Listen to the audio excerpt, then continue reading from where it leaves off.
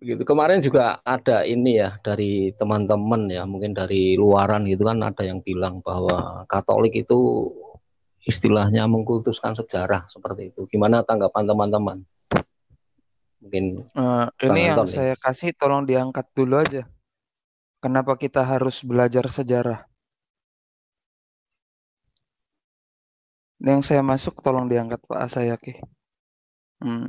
Jadi yang tampil di layar nih ya, ini tuh dokumen yang mendasari kanon kitab suci. Kalau kita nggak belajar sejarah, belajar dari mana? Kita pakainya kitab suci. The order of the Old Testament begins here. Ini kanselnya apa, konsilinya apa, kebaca kan di atas tuh.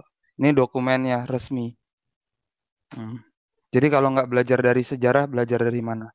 Itu aja tanggapan dari saya. Kita bukan bicara kultus, tapi agama kita berdasarkan apa? Ini dokumennya, nih kitab sucinya. Di kanonnya demikian. Yang hadir di layar kaca sekarang. Begitu. Jadi bukan masalah mengkultuskan sejarah nih, kamu lihat. Kitab suci kita itu dibentuk dalam perjalanan sejarah. Kalau nggak berdasarkan sejarah, mau berdasarkan apa? Begitu dulu Pak dari saya. Iya, Bang. Jadi memang sejarahnya memang dihidupi juga ya sampai sekarang ya. Jadi dari awal sampai nggak ketersinambungan gereja dari awal sampai 2000 tahun itu ya mau nggak mau harus melekat sama sejarah. Kalau nggak bisa sejarah ya sulit ya. Sejarah itu ini juga ya Bang ya. Seperti akar juga itu kan penting ya. Bang. Kalau nggak ada sejarah gimana tahu-tahu muncul begitu aja nggak mungkin. Kita sendiri juga tahu, semua orang juga nggak tahu kan bahwa gereja sudah eksis, gereja Katolik sudah eksis 2000 tahun, bukan main-main, bukan cuma 5 tahun seperti sekte-sekte itu 5 tahun, 7 tahun, itu bukan seperti itu, 2000 tahun dan produknya jelas Alkitab. Alkitab itu produk gereja yang diilhami oleh Roh Kudus gitu kan, seperti itu ya. Jadi bukan bukan jatuh dari langit. Kalau jatuh dari langit ya nggak usah pakai sejarah. Mungkin dari saya segitu, Bang Bang Anton mungkin. Anton mungkin. Ya, dari saya dulu biar takut lupa nih. Jadi kalau ia mengatakan itu, saya mendengar itu, pernah mendengar itu di Damai Kasih Channel, teman-teman dari pesan yang datang berkunjung itu. Itu dia benar-benar awam sekali itu, saya rasa itu. Dia bilang mengkultuskan sejarah itu. Dia tidak tahu bahwa Tuhan kita itu justru hadir di dalam sejarah keselamatan itu sendiri. Jadi dia kayaknya benar-benar awam itu. Dia mengatakan itu bahwa mengkultuskan sejarah. Tuhan aja datang hadir dalam sejarah penyelamatan kita kok. Jadi kalau yang begitu dia benar-benar awam sekali, tidak mengerti sekali. Sehingga wajar kita memaklumi.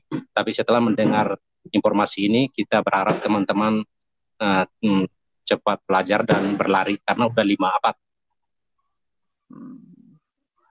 Diundang ke sini aja Pak, kapan-kapan orang-orang yang kayak gitu. Iya, Bukan buat dipersalahkan, tapi kita berikan bukan. penjelasan justru gitu loh maksud saya. Ya mungkin kan dia yang seperti Pak Agio sampaikan tadi awam sekali gitu ya. Eh, ya saya nggak tahu waktu tadi hadir di channel Katolik yang itu bagaimana prosesnya saya nggak tahu. Tapi maksudnya kalau Bapak kenal sama orang-orang yang demikian ajak ke Asayaki. Mari kita diskusi biar dia tahu kenapa kita selalu bilang sesuatu itu harus ada dasar sejarahnya, bukan kita mengkultuskan gitu mungkin. Saya minta Saya maaf minta kalau tadi maaf kalau kesannya tadi agak kesannya terlalu agak keras. terlalu keras. Ternyata memang dia Ternyata masih memang awam dia sekali masih ya Pak awam ya. sekali ya Pak ya. Oke.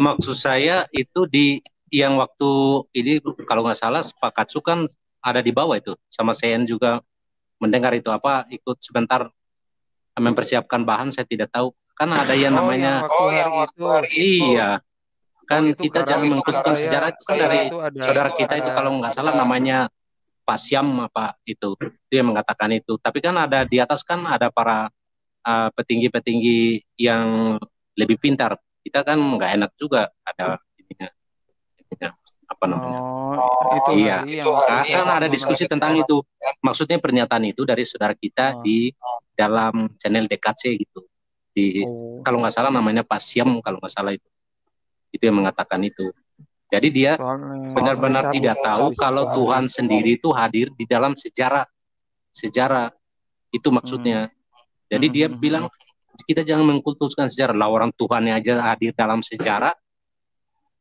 sejarah kekristenan kita itu dalam ini adalah sejarahnya, kitab suci yang dia baca itu hadir dalam sejarah, bahkan dalam rentang waktu tertentu kitab suci nggak ada, hanya ada ajaran lisan.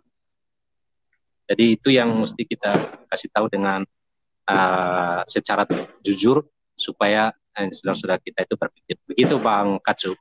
Oke, terima kasih untuk infonya. Jadi saya klarifikasi kalau hari itu memang habis saya ketemu CN, saya juga dapat pesan untuk out dari situ. Jadi makanya saya turun habis itu kan. Habis itu kan saya juga bicara sama brother CN-nya lewat pesan di video, Pak.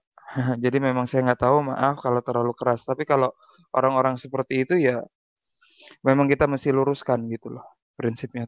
Saya tetap konsisten, harus kita luruskan. Cuman maksud saya tadi saya mungkin nadanya terlalu keras, udah lebih menghakimi itu. Makanya saya tadi minta maaf itu, Bang. Terima kasih. Oh tidak, saya merasa tidak keras. Ininya justru kayak mau ininya gitu diajak, mau ininya itu diajak, yang teman-teman yang berpendapat seperti itu justru mau dialog gitu. Nggak ada keras di situ. Kalau yang keras ininya ya karena mungkin kan banyak faktor, kayak misalnya dia tidak tahu ininya, juga sama seperti ininya dari saya pribadi lah, misalnya dari yang awam tiba-tiba mendengar Pak Katsu, kemudian ada pengetahuannya bertambah, kira-kira begitulah maksudnya. Iya, oke, makasih. Nanti terus kita kembangkan pola dialog kita itu, Pak, biar menurut Paus Pius XI, ya, Paus Pius XI, agar prasangka-prasangka buruk terhadap gereja Katolik juga hilang dalam Mortalium Annos. Begitu, saya sampaikan. Terima kasih. Iya, terima kasih Bang Katsu dan Bang Agio. Bang Anton mungkin Bang, atau ini tak Iya, bacakan, ya tak bacakan dari Bro ini. Oh tadi sudah ya, tak bacakan sebentar ya. udah. Nah, Sudah ya, oke siap. Silakan Bang Anton. ya, ya aneh aja sih kalau misalkan belajar tentang Kristus, kita tahu Kristus itu siapa, gitu kan? Tahu dari mana kalau Kristus itu nyata, kalau bukan dari sejarah, gitu loh. Apakah Kristus yang mereka pahami itu adalah Kristus yang ngawang-ngawang kah? Atau cuman yang sekedar diserupakan saja kah? Atau yang bagaimana gitu loh. Kalau Kristus yang betul-betul hadir di dalam kehidupan umat manusia, jelas itu adalah Kristus yang bersejarah gitu. Mengatakan bahwa jangan mengkultuskan sejarah berarti secara tidak langsung dia juga mau mengatakan jangan mengkultuskan Kristus yang ada dalam catatan sejarah. Berarti Kristus yang mereka sembah selama ini itu adalah Kristus yang mana? Gitu kan? Kristus yang secara ngawang-ngawang kah? Gitu. Alkitab atau kitab suci yang mereka baca itu kitab yang mana? Apakah kitab hasil ngawang-ngawang kah gitu? Atau ada peran daripada sejarah yang menaunginya gitu loh. Kan akan sangat aneh Pak Sayake kalau jangan mengkultuskan sejarah. Kalau saya rasa tidak tepat sih padanan kata mengkultuskan, justru karena sejarah itulah kita banyak belajar mengambil poin-poin penting yang bisa kita tangkap gitu untuk keadaan kita hari ini. Tanpa adanya sejarah, ya bagaimana kita bisa belajar dari masa lalu itu. Tanpa adanya sejarah, bagaimana Alkitab itu bisa dibuktikan bahwa itu adalah peninggalan para rasul. Tanpa adanya sejarah, bagaimana kita tahu bahwa Yesus itu adalah manusia yang nyata gitu loh. Sedangkan kita tahu bahwa Yesus itu adalah 100% manusia, 100% ilahi. 100% ilahi, 100% manusia. Yang namanya manusia tidak akan pernah lepas daripada cerita sejarah. Gitu. Jadi ya sudah, kembalikan lagi saja ke dia. Mau berpegang berprinsip seperti itu silakan. Artinya jangan salahkan bahwa dia akan dipersepsikan orang lain kepada dirinya bahwa harus melepaskan tentang sejarah gitu ya.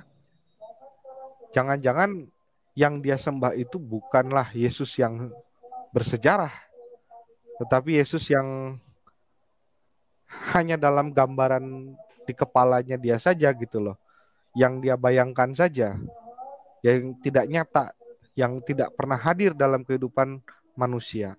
Gitu Pak saya.